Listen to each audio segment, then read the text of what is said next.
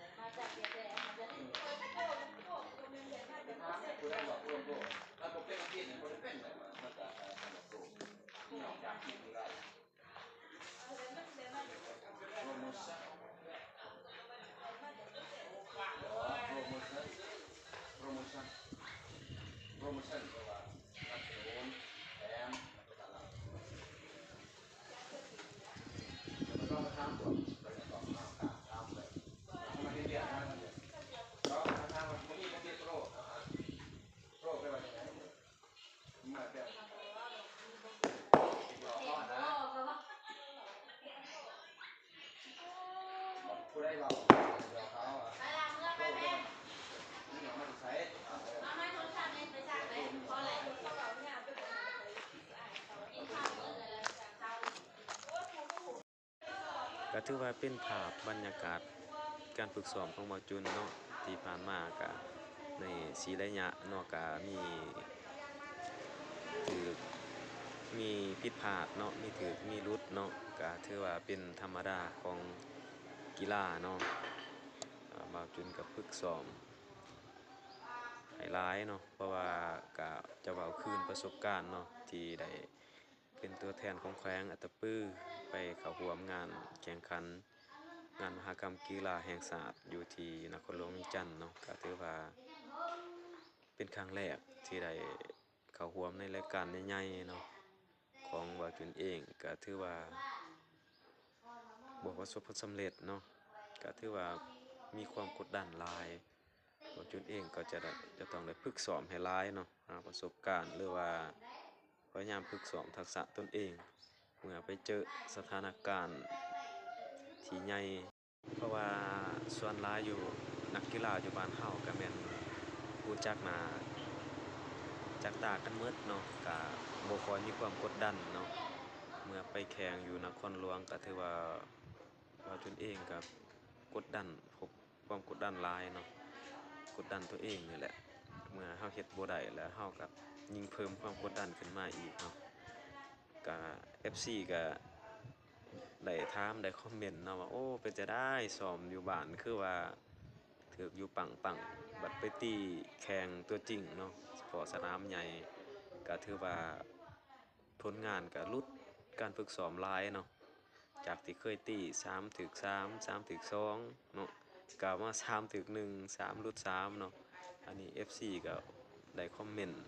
ถามหลายเนาะเป็นจั่งใดก็เฮาก็ยอมรับเนาะว่าถือว่าผิดพลาด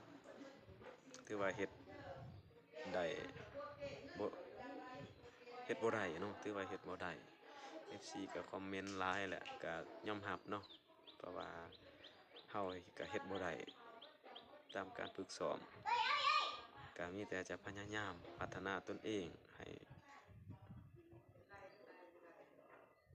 หลายขึ้นการจะพยายามฝึกซ้อมเนาะให้หลายขึ้นเพื่อถ้าหากว่าได้มีโอกาสไปงานใหญ่ๆอีกก็น่าจะเฮ็ดได้ดีกว่างานที่ผ่านมาเนาะแล้วก็ฝากทาง FC เนาะหมู่เพื่อนทุกคนกดไลค์กดแชร์กดติดตามช่องบ่าวจุนอัตตปือแหน่เนาะก็ช่องก็สร้างขึ้นมาเพื่อความบันเทิงนี่แหละและจะได้เอาภาพบรรยากาศของบ่าวจุนเนาะจะไปนอกไปหน้าหรือว่าแนวใดก็จะได้มาอัปเดตอัปโหลดให้แหละฝากติดตามหน่อยเด้อบ่าวจุนอัตตปือเป็นแนวใดก็คอมเมนต์